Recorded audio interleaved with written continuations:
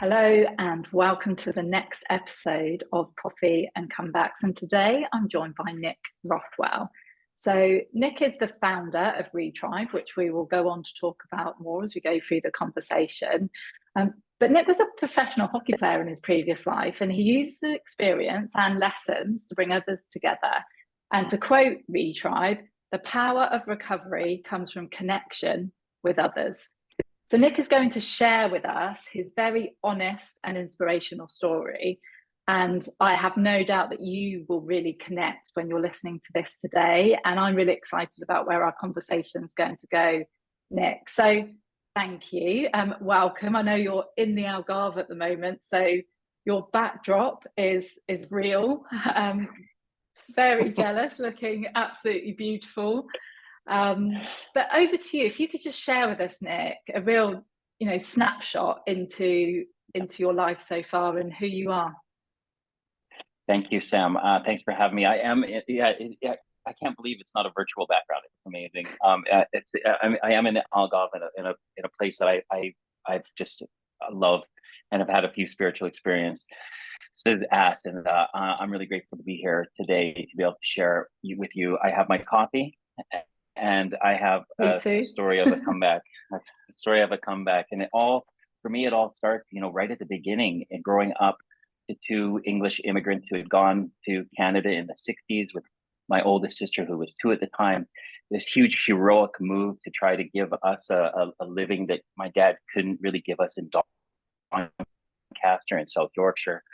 But what I found out is that, he was really doing a geographical at the time anyway. He wanted to just kind of get away from his family and be able to live the life that he wanted to live. And unfortunately, it was a life that was burdened with alcoholism. So at times my household was extremely scary. My parents did the best that they could, but it did get very scary. And I grew up a scared kid, and I used sport as a way to get my father's love and his attention. It also kept me out of the house. So I boxed, I wrestled, I played American football, I played proper football, and I played ice hockey. And it was ice hockey that got me the opportunity to move over to the UK when I was 18, where I had acquired certain skills growing up that were really used to protect myself, but they grew into huge assets where I achieved an awful lot in a very short period of time because I was a great manipulator. And by the time I was 28, you'd say that I'd achieved an awful lot and I was on the road to success.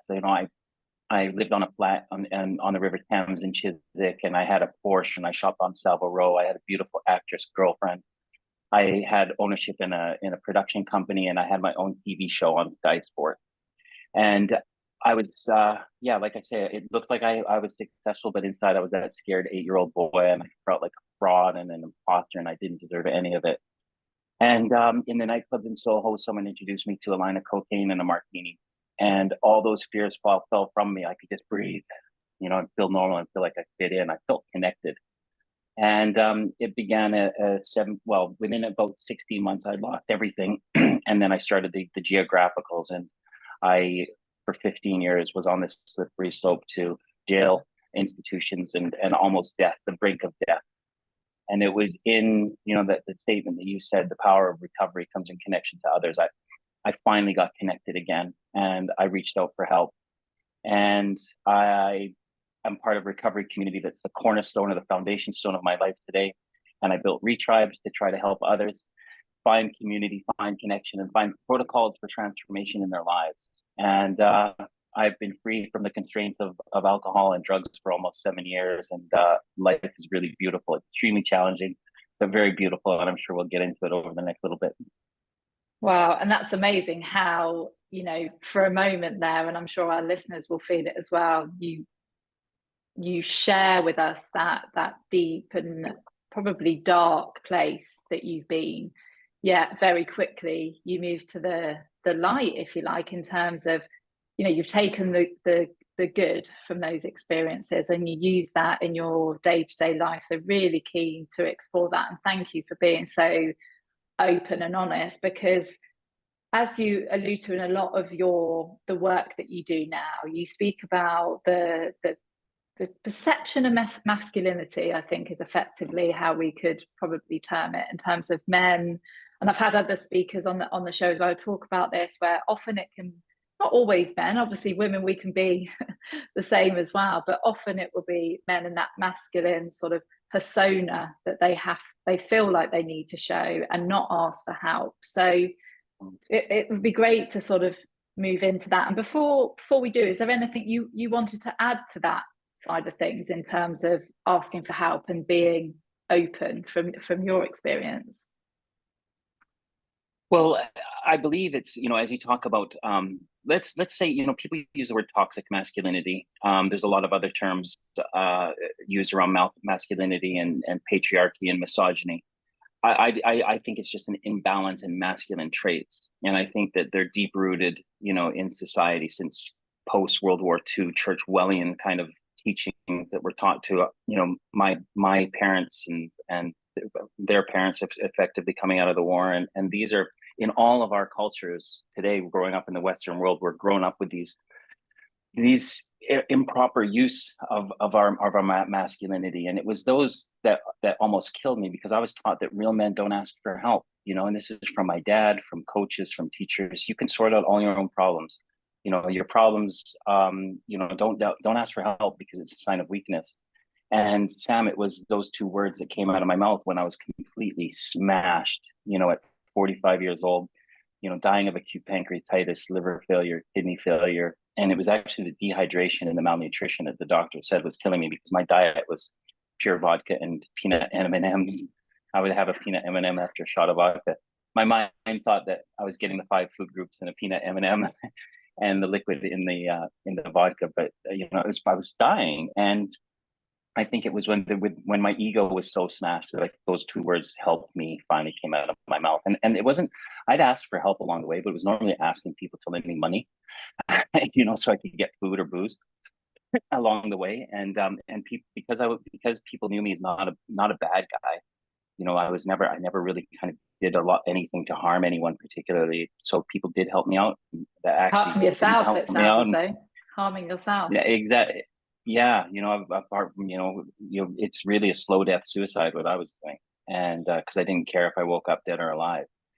But it was in these, and this is why I say I read it on Twitter all the time about what's going on with the Me Too movement and violence, men's violence against young women and girls, or women and girls, and there's always this thing of like not all men, and there's this thing of privilege of, because it hasn't happened to you or it doesn't affect your life, then it isn't a real issue.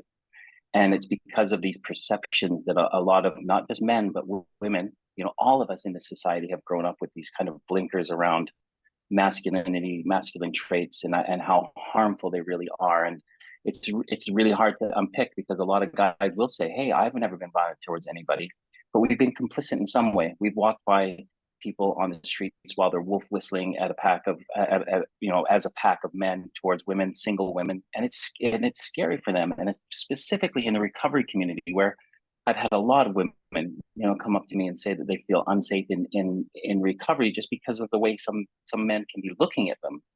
And guys will go, oh, that's not my issue. That's not my issue. But really, it is all of our issues, because, we have to hold each other accountable to becoming more compassionate towards all of us in society, because it's not just women who have had things happen to them, but it's all of us. And we can, through an improper gaze or a comment or an unwanted touch, or we're thinking we're being nice by giving someone a hug, when really we could be activating a trauma in them.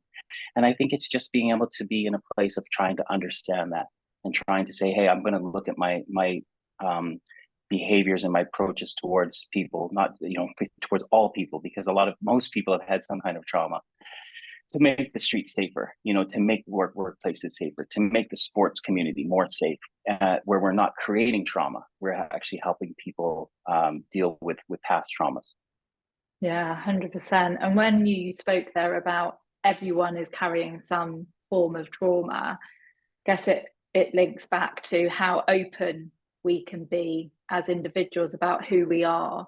And I think for some people, they feel like, oh, well, that's not something I need to know about. That's very personal to you. And actually, whether you're in a personal, professional environment, you are a person, and they all come together. So, I think that's something that is changing in society, actually. In most workplaces, there is more of a move to, we want to work with you as a person and understand what makes you tick. And obviously that's where coaching comes in. You have worked with a number of people in there, not just recovery, but obviously as a professional athlete, coaches will come in to work with you to use exactly that sort of ethos. Just going back to the trauma element. So obviously you have been through so much, highs and lows, but in terms of the real challenge and the life event that we're going to focus on in terms of that comeback, how are you going to define that for us today? Where are we going to really focus? I think I'd like to go back to some of the characteristics that I had growing up. When you're 4 or 5 years old and you see, the man who's meant to protect you and who's doing the best that he can. I do not have any resentments towards my father anymore. I know he was an untreated alcoholic, and he had so much pain growing up, and he didn't have the tools to be able to raise the family, in a way that wasn't going to create trauma. So when I'm 4 and 5 years old and I see that violence towards my mom and my sisters, I pee my pants. And then my coping mechanism was to retreat, to never really get engaged. When kids were playing in the playground, I would sit on the other side of the fence and look in.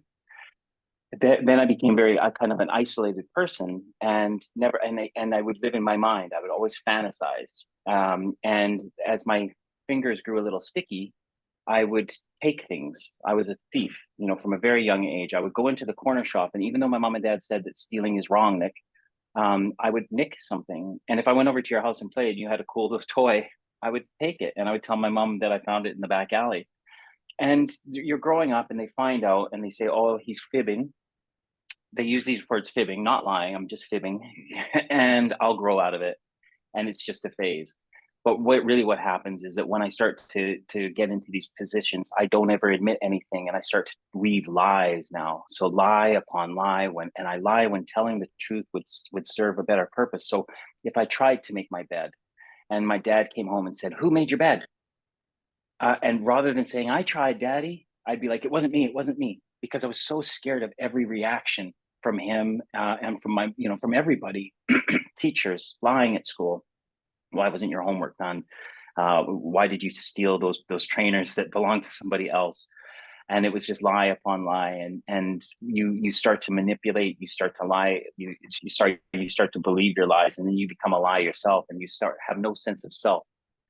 And so those are the things that I really would like people to pick up on, is that if they remember doing things like that when they were a child, and if their children nowadays are picking up those things, they're normally a sign of a manifestation of dealing with some kind of trauma.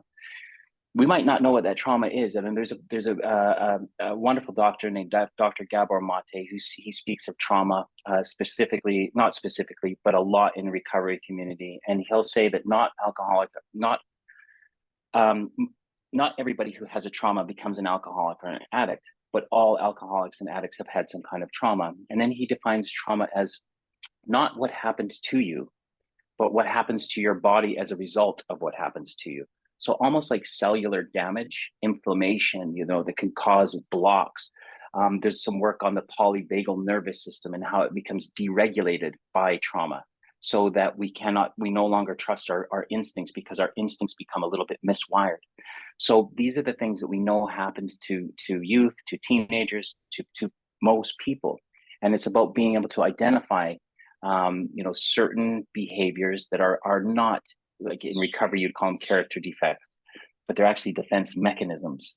And we can be kind of looking at that. Why is he stealing? Let's treat the stealing, rather than why is he stealing? Why is he seeking that power? Why does he feel so powerless? Why is he driven by fear that is manifesting this selfish behavior? The root cause, if you like, of why you're even there. And so how did you come to that realization and awareness that these behaviors have manifested over a period of time and led to obviously huge success followed by huge lows, and as you say, sort of near death lifestyle? How did you start to recognize that you have manifested those behaviors that ultimately needed to change if you're ever to get your life back on track? I think it started to happen when I was turned 40. At 40, I noticed that my alcohol used to become like I would drink something in the morning. Like I would get up in my flat and Frasier would be on. You know, Frasier's always on Channel 4. And Frasier would pour Niall a sherry. And because it was like 9 o'clock in the morning and I'm watching it, but I see Frasier pouring Niles a sherry on this TV show, I think it's okay for me to have some vodka in my orange juice. And I kind of chuckle at it and I laugh and I'm like, oh my gosh, I've got to watch this before it becomes a problem.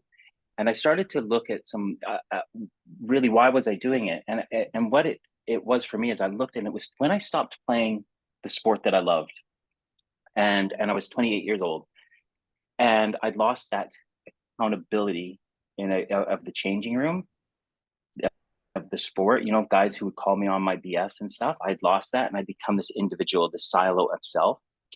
So I noted at 40 that it was when I stopped playing team sport that I started to just kind of cope with life on my own. And in that time of like about 12 years, you know, I all of a sudden now start to notice that alcohol use is becoming an issue in my life. So it was really that point where I started to become aware of my alcohol use and why was I doing it? Because I never drank or did drugs as a hockey player. I wasn't teetotal, but I would maybe have a beer or two a week. So I was not a heavy alcohol user prior to when I was 28. And then when I was 28, as I mentioned in the beginning, I started hanging out in the nightclubs with guys who were really, really rich, you know, and they became my business partners. And they wore Gucci and Prada, and they drove Aston Martins, and they had American Express gold cards with this little white wrap of cocaine, and I thought it was really glamorous. So then I connected into that world. Um, and I think that was it, is that I was always looking for connection with people and maybe found it in the wrong people at that time. And then I became, you know, this individual person who tried to sort out all my own problems on my own. But yeah, so in answer to your question, when I was 40 is when I started to become aware. Then when I was 45, and I go through a 12-step program, and in the 12 steps, in the fifth step, in the fourth and fifth step, you really do kind of a house cleaning of your character traits and what you've been doing, how you've harmed people, your fears, how your conduct has been with the opposite sex, and it was in there that I really was like, I'd written down about resentments towards my dad, and I wow, you know, like he beat up my mom and my sisters, you know, and I was really scared because of that. And I was writing down why was I scared of my dad, and you shouldn't have a fear of your father, you know, he's meant to protect you. And it really, when I was 45 years old, that it twigged that that was the root cause of my trauma, you know, seeing that happen.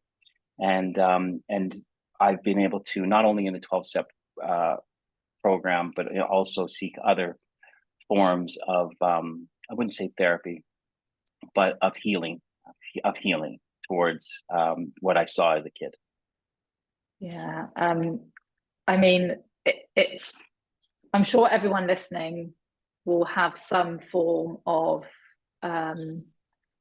maybe not trauma, but a way to relate to what you're talking about, whether through their own experience or what they've witnessed or what they're, you know, who they're trying to be as a parent now, you know. And there's quite a few things there that hit home. One about, you know, parents being there to protect, not to be feared.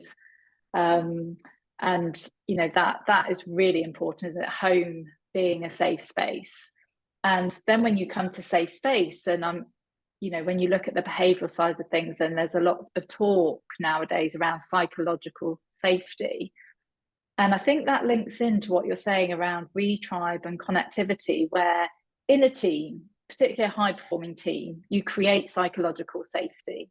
And as you say, you hold each other accountable, and you look to people around you, not just for accountability, but for inspiration. So when that's a good tribe, if you like, a tribe where they're encouraging, should we say, positive behaviors, that has a positive impact. Then when you're in a tribe that maybe encourages negative behaviors, which sounds like a tribe you moved into, more shallow, ego driven, money driven, you know, negative spiral, if you like, then you then find yourself in that tribe. So when I sort of look at that and what you do now, is that really how it all came about, when you recognize that actually there's this just innate need for us all to find our tribe? And let's hope, fingers crossed, that for all of us, our children find the positive tribe, we find the positive tribe. You just bring all that together. I think there's a lot to unpick there, but it's obviously something you've given a lot of thought and work to. It is, and I honestly sometimes I think about the miracles that happen in life. And when I was in Toronto and I'd found accountability in 12-step program, I found guys who kept me accountable. You have a common peril in your life, right? You're dying of alcoholism. It's a threat. It's not a common interest. It's this. It's it's a life-threatening peril that you're all bonded with, and it's really unique in 12-step recovery, that you have this, you come to these meetings because you have this common peril. And then I was like, well, how can I help other people who don't have access to a 12-step recovery, don't qualify for a 12-step recovery? How can I help them find a tribe of accountability? You know, in my recovery, they called it fellowship or unity. And so I thought, I'm going to start this thing, and I'm going to help ex-athletes find accountability again. And initially I called it Reborn, and I tested it with a few people, and people were like, "Oh, Nick, that sounds too religious." And Jeremy Clarkson had put his foot in his mouth, and they all got fired from the BBC. And they started this thing before Amazon called Drive Tribe. And I saw it on the internet, and I was like, "Oh, I love Drive. I love Tribe. I love Tribe." And I just put tribe. And then I started doing research into the evolution of man and how we are to where we are. I read books like by Sebastian Junger called Tribes. And I read some indigenous books about how people had roles in tribes. And it started to make me really think that how we're fighting tens of thousands of years of evolution in modern society, where we've been compartmentalized into the world of capitalism. We've literally been stuck in these small little flats with phones, and that just contribute to the system. We're literally it's the matrix. We're being stuck in these little boxes, and we're getting hooked up to the internet, and we're just commodities now for big corporations, and we've lost purpose. And that was the big thing for me, was like, wow, in a tribe with normally about 30 people, you had a purpose. You were a hunter or a gatherer or a guard or a childbearer or a wet nurse or a weaver or a shaman, a doctor. You had a role within that tribe to contribute, not just to live, but for the safety and survival of your tribe. So you had the value and purpose. You had life. a purpose. Yeah. And now, I was a TV presenter. I was a hockey player. But what purpose was I fulfilling? And for 15 years, I was just a selfish egomaniac who was like killing himself with alcohol. And it was all about me. So I looked at Retribe, and I looked about being able to bring people together through a common challenge. So not just alcohol use, but also breakups, bereavements, divorces, which are different than breakups, change in physical ability, a loss of a job, or financial struggles. And the idea was to put people in these small tribes. And we found that 3 to 6 was a good number for what we call your primary tribe, which is your tribe of ultimate trust, where you're in this group of people, you're accountable to each other, so that you say, let's go to the gym, and one of your buddies is like, no, I don't want to go to the gym. You're like, no, you have to go to the gym. We're a part of a tribe. It's not like let each other down. And then you're like, okay, then. And you get to the gym with your tribe. And so that's what it was, Sam. It's like this whole thing of like, why are we fighting our need to belong? Let's just find places that people can belong. Let's give them protocols that are going to make their lives happier and healthier, and make them be able to flourish in life and fulfill our innate need to have purpose. And that's, when people say, what's Retribe? I'm like, it's in the name. It is literally an honor to our evolution. And maybe ask me about, before this ends, about my beliefs around alcohol and substance use in tribes. And I have a theory on that. So, right, let's definitely come back to that. Okay. And before we do, though, what are the 3 things? So you've already mentioned finding your tribe. But for people listening, and I think you've alluded to there in terms of why you set up Retry, for those life-changing pivot moments, and even if they're not recognized as life-changing at the moment, your path starts to change because of that breakup, because of that divorce, because, you know, and you're there in a point where you've got decisions to make, and actually having the right tribe around you can help you make those decisions. And you've alluded to that, and I'm really looking forward to go more into what it is that Retribe actually does and how it sort of comes to fruition. But what are the other things? So if we say finding your tribe as well, what were the other two things that helped you get to where you are now? I think a forced upon humility. So which means that I was forced to accept that, and that was through, you know, almost dying, that I needed to ask for help. So this is the other thing, you know, you need to have accountability around you so that people can make you more aware. So you have a group of people say, Nick, you know, like, this is what we're seeing in you. Then you need to accept what they're saying. So trust needs to happen, and you need to be able to ask for help.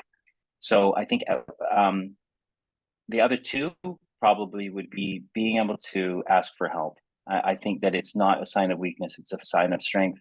It's, again, honoring our place as human beings on this planet, is that none of us are gods. You know, none of us are here just to give. We are built to be able to give and receive help. And if we're not receiving help, we're denying somebody their chance to be able to help us. So asking for help is a two-way street. You're not only giving help, you're actually helping someone fulfill their purpose in helping you. So accountability, asking for help, and then you want a third? If you've got a third. Yeah, you need some kind of protocol for change. So I think that, you know, for me, the first one I was given was 12 steps. And in those 12 steps, it's a beautiful process of becoming unblocked. And I think that's the thing, is we become unblocked, and we live a life where we have certain tools to be able to help keep us unblocked. And one of those is service towards others. So I think that accountability, being asked for help, and then some kind of protocol for change, transformation. And Sam, you're aware of this. Those protocols are very similar across a lot of different professions, but a lot of them are about being able to recognize a truth. You know, we can live in delusion and self-will. Once we do some writing, you know, do some stuff whatever our mentor is teaching us to do, we do it. We become unblocked. It's like we get a new pair of glasses. We see things differently. We go, oh, she didn't leave me. Oh, I pushed her away. Oh, I get it. You know, and why did I push her away? Oh, because I was scared of being alone. So I because of my fear of being alone, manifested delusional thinking that if I pretended to be someone better than I was, she would love me, which brought about like this selfish attitude of entitlement, which brought about these actions of lying and cheating and manipulation. And I can look at my where I was wrong, and I'm like, oh, okay, so, you know, she didn't leave me. I pushed her away. And then you see the truth, and then you can kind of come to terms with trying to fix that. So that's just a great protocol of what 12 steps can give you. But as you, again, are aware, find a mentor who has a similar protocol that does be able to see the truth and to stay unblocked. So those are my three things. Yeah, absolutely. And you know, what's amazing, as you know, I have lots of different conversations, not just on the podcast, but as we all do, with lots of different people in life, whether they're business leaders, sports people, you know, whatever they might be. The themes tend to run true in whatever situation and scenario. And I think almost every person that has been on the podcast actually asked for help has been something that they've pretty much all said as being one of the key elements in different contexts. And sometimes ask for help might be in actually just executing your day job in the best way that you can for the people around you and what you're trying to achieve. For others, it might be asking for help when you're going through some physical challenge or mental challenge, whatever it might be. But I love your reframe of, if you don't ask for help, you're then not giving others the opportunity to give help, because that's something that's fulfilling, again, as part of our just innate need as humans, part of that is to give, isn't it? So I think that's a great reframe, and I think that's what, again, one of the themes that comes through, doesn't it, through coaching, through professional and personal growth. It's how do I change my perspective on this, because I can't necessarily control what has happened, but I can control how I think about it, and therefore how I act and behave. So yeah, that's absolutely brilliant. So what's your headline message then? So obviously we're going to go on to Retribe and into more detail, and I'm really keen to hear your, as you say, your thoughts on alcohol and substance abuse. So maybe you could share that with us now, but also your headline message. So if there's one takeaway that our listeners would take with them today, what would you say it should be? I think that growing up, we are put upon us these cultural ideologies and pressures of what success looks like, and success looked to me a certain way, that was wearing a really nice suits, a nice car, a nice watch, and very successful, having more money in my bank than I needed. And I think that in doing that, I tried to run my life the way I wanted to do it, to get and obtain those certain things. And that along the line made me dysregulated. It made me do things, say things that I truly didn't believe in, because I believed that to be successful, people needed to see me a certain way. And I think the headline thing that I would like people for them to just go look in the mirror and say, am I the person that I'm meant to be? Question, am I fulfilling my purpose? Is by me staying at work for an extra, 3 or 4 hours to bill so much money while I don't pay attention to family or friends or myself, why not give myself some kind of time of love and tenderness to obtain another car? Question. That's the headline thing, is really question whether or not you're fulfilling your purpose. And it doesn't mean that you have to go out and change your job. It just means you need to maybe make a few little kind of adjustments in your life. Yeah, reprioritization. Yeah, no, I love that. And I say, am I the man that I'm meant to be right now? And if I don't feel right, then I try to ask for guidance. But, yeah. Yeah. And how many people look in the mirror and avoid that question, or even avoid looking themselves in the eye? I mean, I'm sure we've all been there. So go back to your point. You said to ask you about your view on alcohol and substance abuse. Could you share that, please? Yeah. So the first thing you do when you go into a 12-step recovery around alcohol is people like, you can never drink again. You can't drink. Don't drink. And it's really hard for people to kind of come to terms with that fact of like, I can't ever drink again. And this is where the saying one day at a time is really kind of useful, because you can say, just let's not drink today. But what I found out is I've come up with this theory, and it is just a theory, Sam. So please don't, but I think it's a wonderful theory that I can tell new guys that are coming into recovery is when I was looking at tribes, and I'm really interested in ceremony, and I'm really interested in Mama Earth and ayahuasca and marijuana and psilocybin and DMT and Ameskiri and all of these of this earth, right? They're mundane things that have been created by Mama Earth, and they were used for tens of thousands of years in ceremony. And these ceremonies where humans were connected to the earth and to the stars, and these, a lot of people, I've never done DMT or ayahuasca, but the people that have done them have said that they felt this connection, and that they feel part of the universe rather than just being a singularity. And I love that. But then and most of them talk about how they purge, and throw up and everything. I was like, wow, maybe like in the because it's a very vulnerable point. You can be, and the shaman needs to look after you. You need people around you to look after you while you're doing these ceremonies. And I was like, why is it that a roughly 10% of the population cannot take mind-altering substances safely? So for me, when I ingest alcohol, I have what they call an allergic reaction to alcohol, which means that my liver doesn't have the enzymes in it. And this is true science fact, right? And you can listen to, there's a couple podcasts that we can mention and put them in the notes that really describe the breakdown of alcohol in the system, and how I don't have the enzymes to break down. I think it's called acetaldehyde, and acetone, which gives you to take off your nail varnish. And they send us a signal to the brain of more. So I can't process it. It says to the brain more. That's why if I have one drink of alcohol, I'm going to have 2, 3, 4, 10. I'm going to go till I black out or pass out. And I was like, why are we afflicted with this allergy? And then I thought about ceremony, and I thought, what if we're the 10% of the people who in our tribes kept an eye on everybody when they were doing ceremony for saber-toothed tigers and to make sure that they didn't, like hurt themselves. So I'm like, oh, I'm a guardian.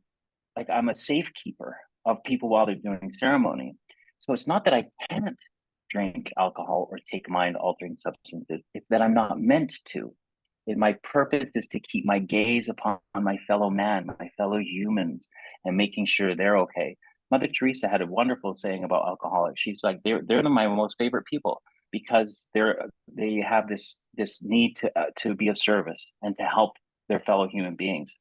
So that's my theory. Maybe one day I'll do some more in-depth research into it. But my theory is that about 10% of us who have a problem with mind-altering substances, including alcohol, are not meant to be taking alcohol or mind-altering substances. Wow, what another amazing reframe. And I've never heard that about Mother Teresa's quote. I mean, I guess what I was thinking, not to belittle it in any way, but in our 21st century world, I guess you were meant to be the designated driver. So, that's that's it. The way of protecting. And not all people who have that reaction to alcohol are alcoholics, by the way, but because I'm sure we all know somebody who once they start, they just don't stop. That doesn't mean that they're alcoholic. There's other elements that you need to be an alcoholic, but certainly one element is this allergic reaction or an abnormal reaction to alcohol.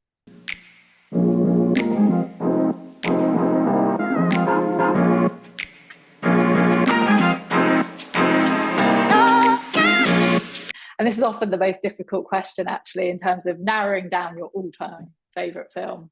So what is your all-time favorite film and why?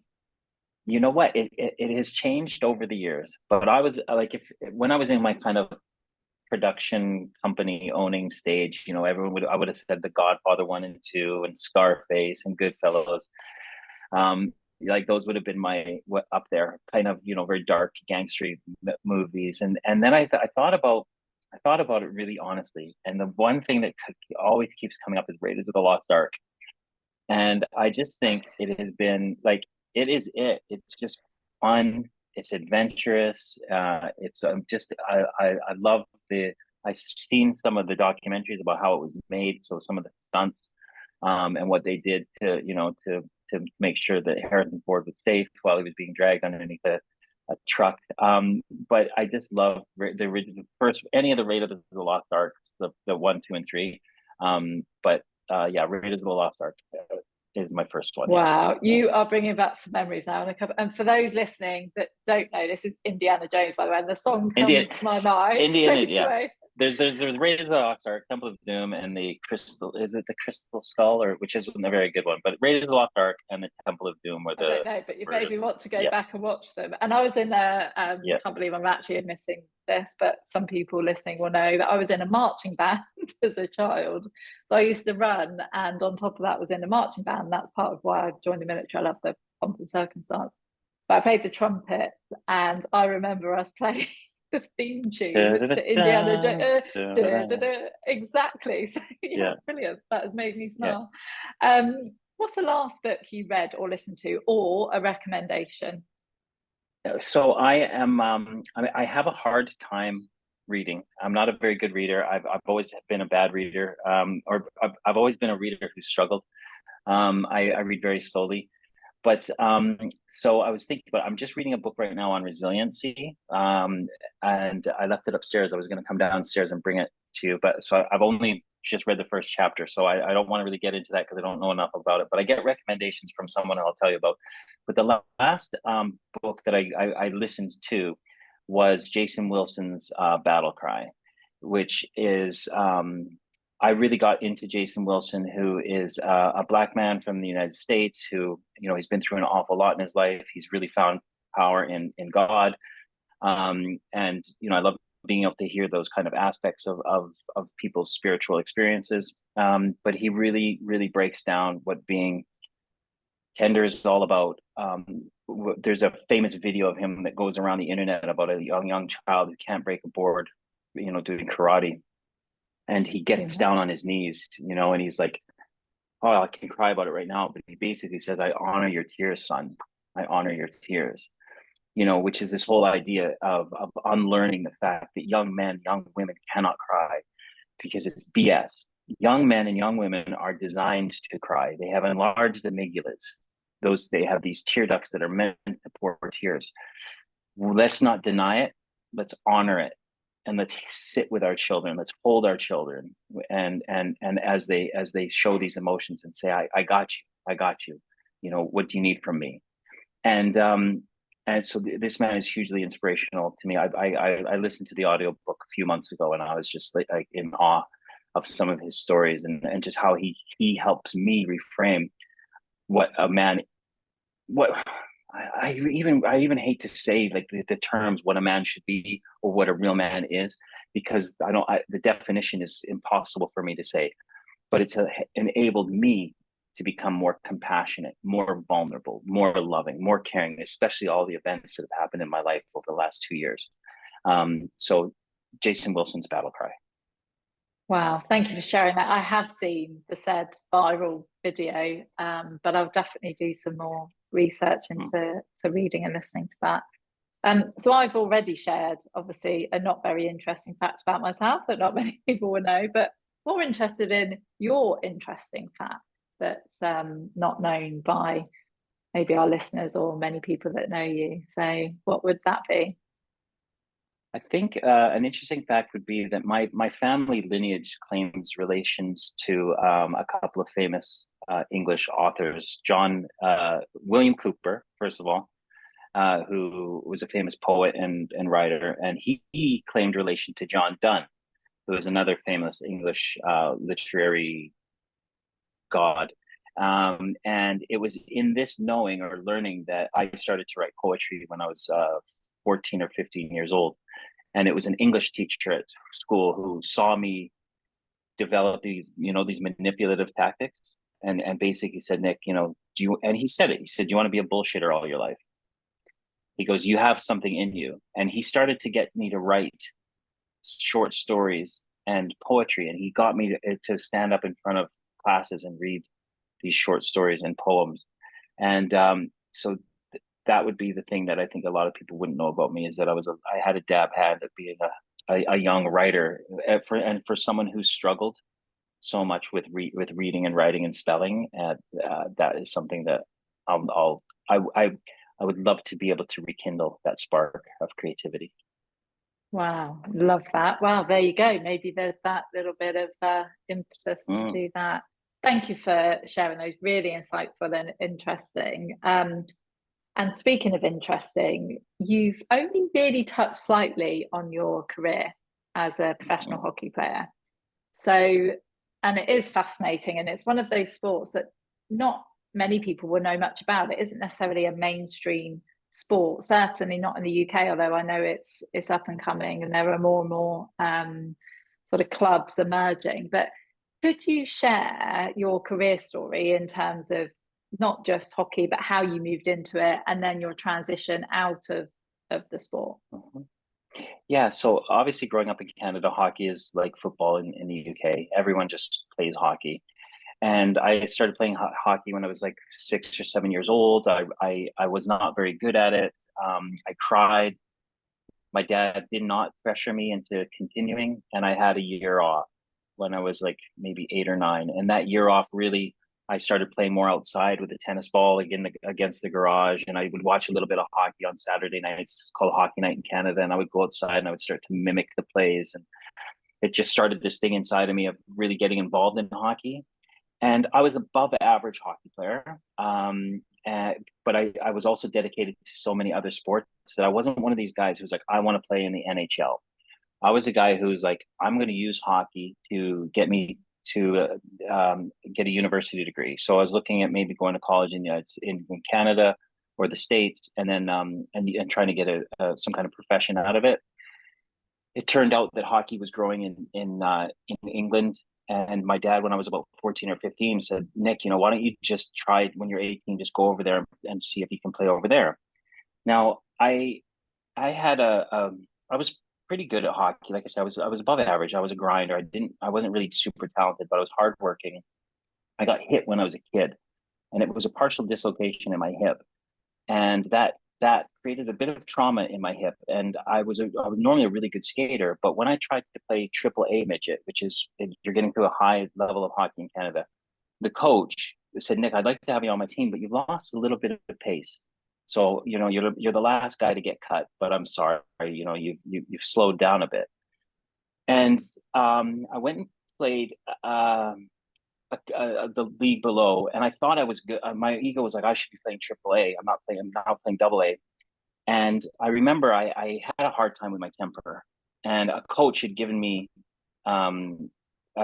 chastising for a play that I made, and I knew I made a mistake.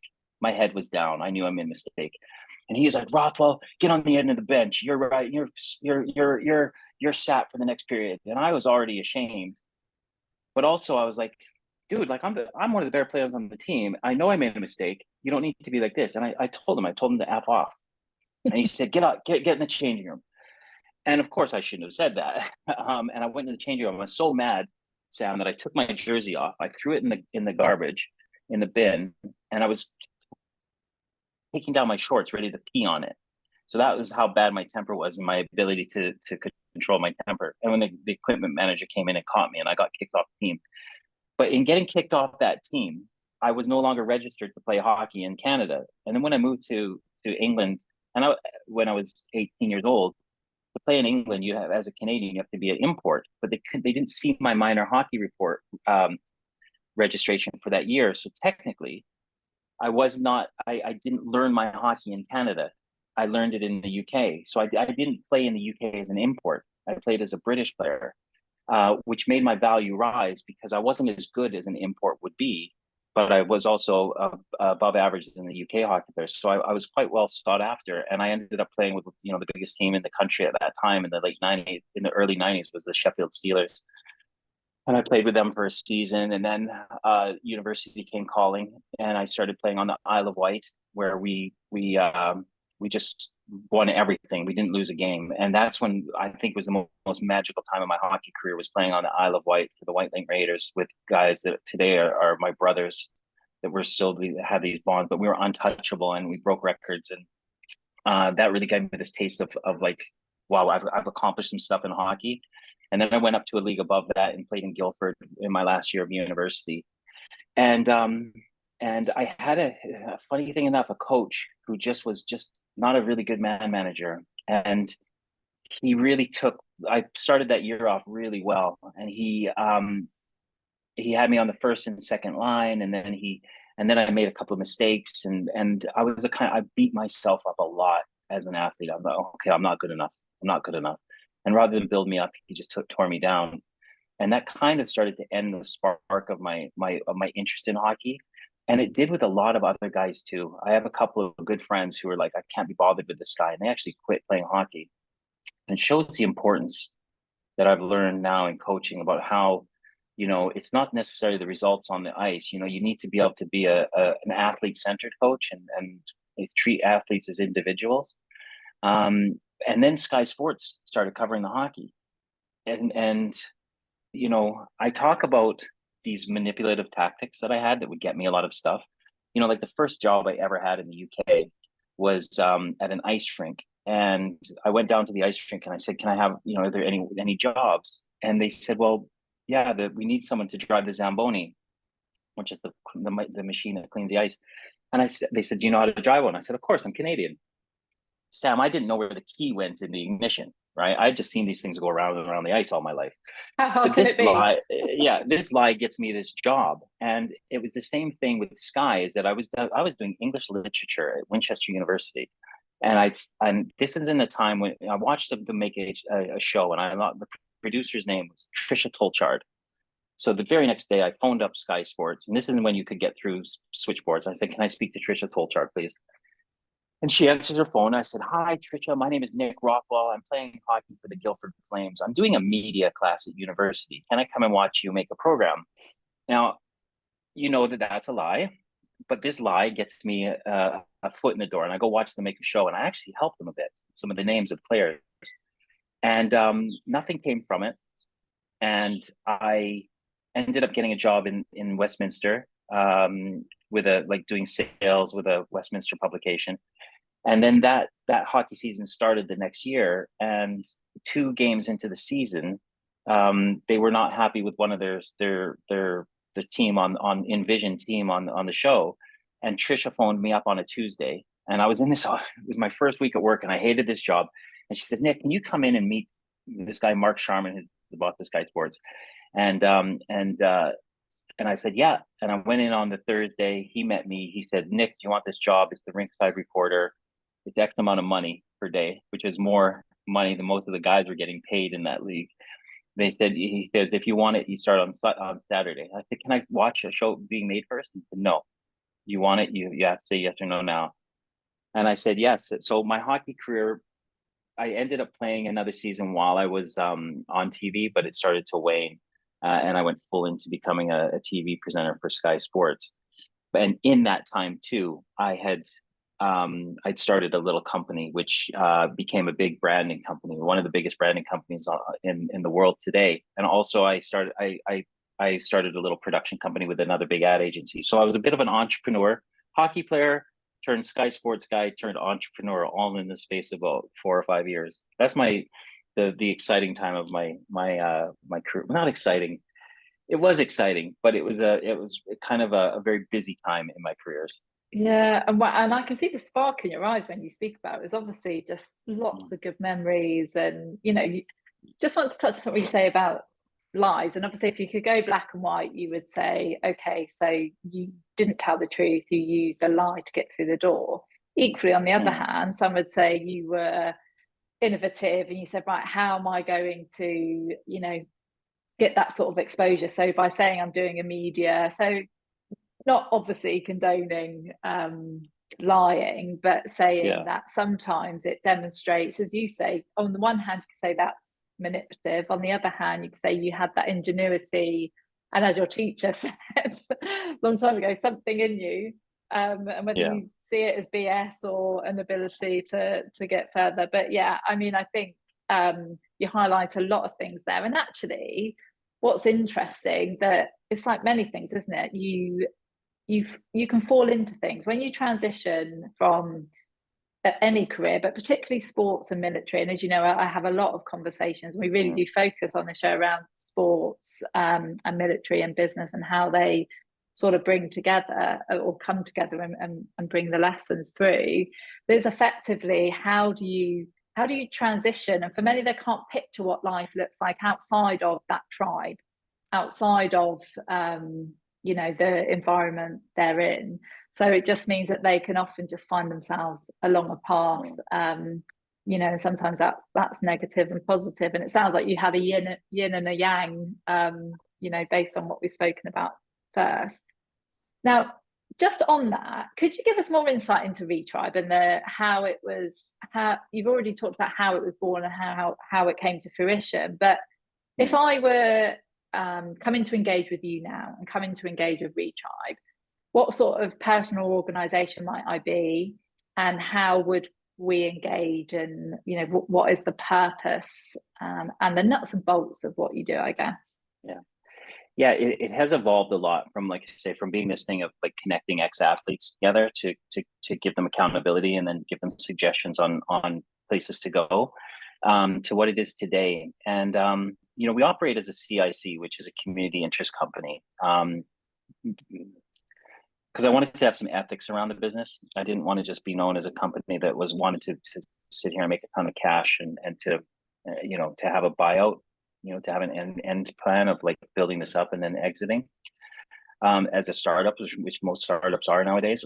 I wanted to have some kind of moral values, and it has evolved a lot, because I moved back to London 3.5 years ago, and I I wanted to basically just to build Retribes as a, you know, from what it was when I started it in Toronto. And my idea was to go into corporations and to help corporations with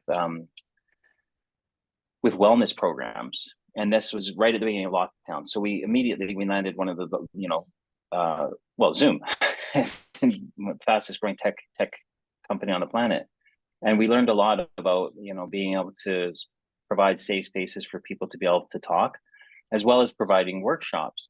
And what I've learned over the last 3 years and coming out of lockdown is that people are tired of doing workshops.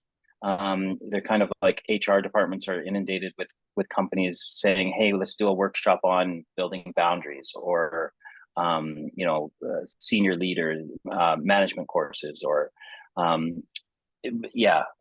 love language and this kind of stuff, like the proper use of language in corporate environments. And they're very, very helpful, but nobody really wants to take part in them. And I think that the uptake on these workshops nowadays is under 1%. So a lot of companies are coming in and saying, "Hey, let's do this workshop. It's going to cost you X amount of money," which is normally quite high figures, and nobody wants to take part in them. And then it made me really think about what Retribe is this accountability creator. So we now go into companies and we say, "Hey, you know, what we've learned along the way is that people just want to become better friends with the people that they're working with. So that you're not necessarily just going to work for a paycheck. You're going to work because you have purpose in your work, but you also have this little group of people around you, and they might not be from the same department as you. So if you're in the accounting department, instead of just being friends with your other accountant folks, you're actually becoming friends with, you know, someone in marketing, someone in sales, you know, someone in office management, some reception. You're becoming through the floors friends. So different departments, and then we have this 8-week course. They're called Critical Conversations, and they're based on, you know, resiliency and being rooted and strength-based learning, self-awareness. They're based on a topic, and people just are led with a sprinkling of psychology. That's what my business partner talks about. Her name is Dr. Misha Jarvis. She just delivers a little sprinkling of psychology, and then that creates these bonds and these connections through these conversations that are skillfully led by, you know, myself and trained psychologists. You know, I've learned to listen and lead, not just hear people, but be able to pick up on certain things. So it's not just like a copy and everyone can kind of talk, although, you know, those are very useful too. But there's just skillfully led conversations that build these connections. So that when we have this one program that has been written called Tough Through Tender, and this is more in depth workshops that happen through these conversations. So on a workshop on resiliency or self-awareness or being rooted, you know, and then these are done in person.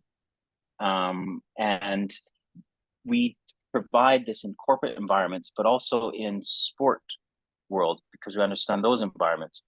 So in a nutshell, what we do is we help build community in corporate and sport culture, so that we can then offer this program, this protocol for change, that helps people change perspective, helps people communicate, help people heal.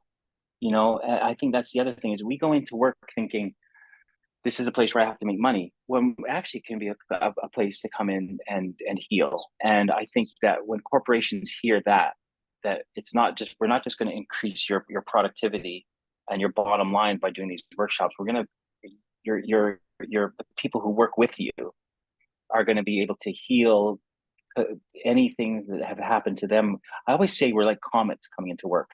You know, we come in and we're this shining beam of stuff, but we've got this tail of trauma, fear, judgment, unworthiness, and stuff that might be happening in the background that we feel like we're meant to drop at the door.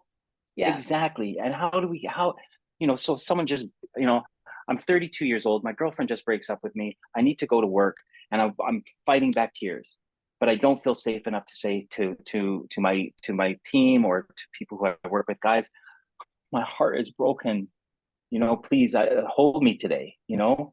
And because that's a sign of weakness, or you can't be shown, and I'm going to snap at somebody, I'm going to be improper with somebody, I'm going to not be able to contain my emotions or express my emotions in a certain way.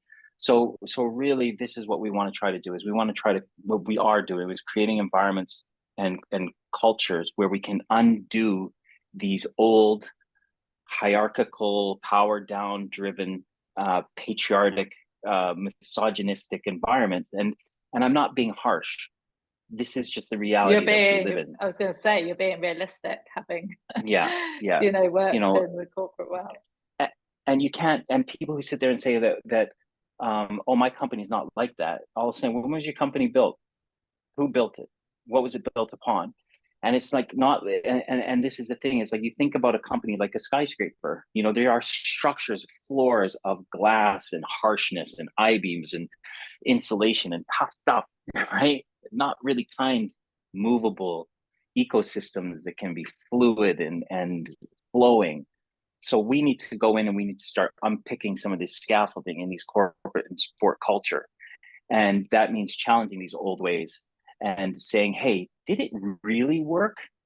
When your company was built in the 90s and there was a huge economic boom and really you could charge 20,000 pounds for something that you can only charge 1,000 pounds today, and this huge economic flush came into your company. So do we need to be at our desks at 8:30 anymore in the morning because our competitors are at work at 9? And undo all of these kind of these learnings, because they didn't really work at the time. It was just the way that the economy was, and they certainly don't work today. And we're not being harsh. We're just being real, and we're trying to be more human centered, which we know creates environments of where people can really flourish. And we're looking, Sam, at tapping into something that hasn't been tapped into before, and I think that it's more needed now than it ever has been. So the companies that we're endeavoring to work with are the companies who are willing to kind of just challenge themselves, say, hey, you know what? Just like I said earlier about looking in the mirror, can your company look in the mirror and say, are you actually fulfilling your purpose? Are you actually not creating any harm or trauma?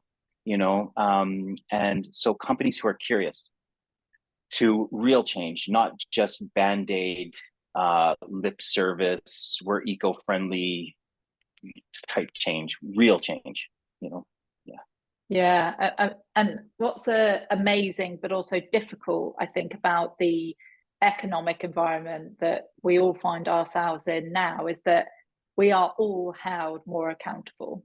So if you take, we're looking at obviously COP27 has been ongoing at the moment, and really that they hold that so that they can hold companies accountable to what they say that they're going to do. Obviously, there's been a lot of press around greenwashing and people saying, we've got a 30% target to support women on boards, yet they're still not supporting women's development to get them to the board. There's a lot of talk in the economic environment to, as you say, just unpick and not necessarily in a critical way of saying you should never have done it like that, because the reality is companies have grown and individuals have grown in the environment. They've adapted to the environment that they're in, and the reality is now that evolution and adaptation is just happening quicker and quicker.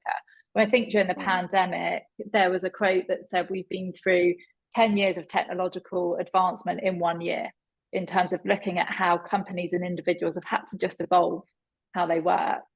And so I guess the point of my sort of observations and then therefore question is, what's the appetite for businesses to engage from what you're seeing to take that look in the mirror and say, we're not just going to say these things, we want to take action and put some structure around how we change for the better. What do you think that appetite looks like at the moment? I think people are sticking their toe in the water and they're trying to test it. They're trying to figure out, like, if we go down this route, are we going to undo everything? Are we going to fall apart as a company? And that's particularly too in sports culture, is that they're so stuck on these winning mindsets. What is a winning mindset? How much harm is that creating? Why can't we just have a challenge mindset? Why do we have to win everything? So people are like, you go into top level elite football clubs and you talk to them about vulnerability and compassion, and they're just going to laugh you out the door. More in the corporate world, people are starting to dip their toe in it. But again, I think that when they're so scared of the bottom line, They're like, what happens if we create a bunch of people who, in their words, would become, we're creating soft people, when I would be you're creating resilient, compassionate, kind people, is not creating soft people. But that's is what a lot of people hear. So these are the barriers that we have to lower are around language and how we actually show people that this way is more beneficial, not just for the people, but for your business. So I think that the appetite is there. I think people just, it's almost kind of like you as a person, when you're sitting there and you're feeling a little restless and then a little uneasy. What should I be doing? Should I be going for a walk? Should I be cutting out this type of food? Your intuition is so, oh, I wish we could, like, it's this truth that we just need to learn how to listen to. And I think that companies are starting, their intuition is bubbling away. Something needs to change, but what do we change? So we go in with a very soft approach. Like I say, it's just based around conversations. And then we can start listening more and giving that feedback to how a corporation can become more compassionate and vulnerable. So I think the appetite is there. I think we just need the hard bit is, how do you make it come across to people, and I think that especially when so many people who are selling these products, I'm not saying there's charlatans out there, but there are a lot of people out there who charge ludicrous amounts of money for keynote speaking and for these presentations, like tens of thousands of pounds, that really do elevate people for a day or a week, but they're not in there, like, and this is what we need to do, is we need to consistently, softly power up people, power up corporations, instead of power down and inspire for a day or a week. Yeah, 100%. I mean, change takes time. And I always say, whether I'm working with individuals or companies, it's normally about those tweaks, those adjustments along the way that get you to the point of transformational change, rather than saying, right, we draw a line. And I mean, it's virtually impossible unless you're a company of one. And even if you are a company of one, even then, just doing a complete U-turn on how you, and often people are doing things. There are things they're doing well. There are things that, companies and people are doing well, but there are things that they could be doing better, or things that maybe they could remove, and they would take things, that they're a blocker. So how do you remove the blockers? And one thing that really resonated is about the how.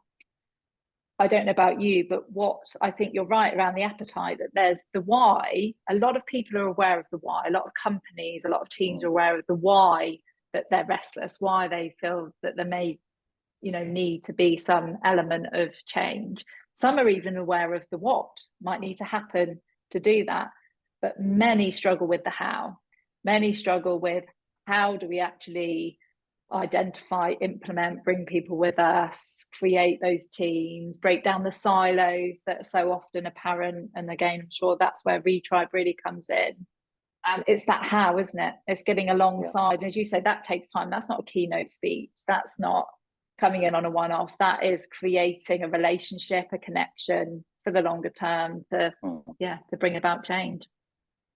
Yeah, and trust in the ability for your company to have hired the people that it's hired. And I think that's the thing, is the how comes from within. You've spent, everyone you've hired is an expert in what they do. Trust them, and instead of bringing people in to run these workshops, let them run the workshops. They know their department better than anybody else, but give them the voice, give them the platform, and give them the confidence and the resiliency to be able to do that. So I think for us, what we do is the how is in you. We just help flush it out. You don't need externals coming in and doing all of this stuff. Like, let's work together and bringing it out of people that you've already spent all this time and money on. And then obviously, and then what that can do, Sam, is it can weed out people who don't really want to be there. So yeah. Yeah, absolutely. I feel like it's a subject we could talk about for a long time, but I'm conscious that it's time for us to start to wrap up the conversation. And I always like to finish on a high. So it would be great to understand. And again, I know it can be really difficult to pick out one thing.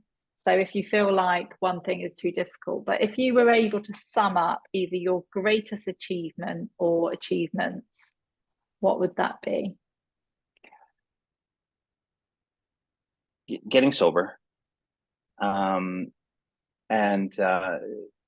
the most beautiful thing in life is to have found a purpose in my sobriety, and to understand that I'm not just, I am a human on this planet that's designed to help a certain amount of people, a particular type of person, and to realize that I need to be a part of rather than the center of.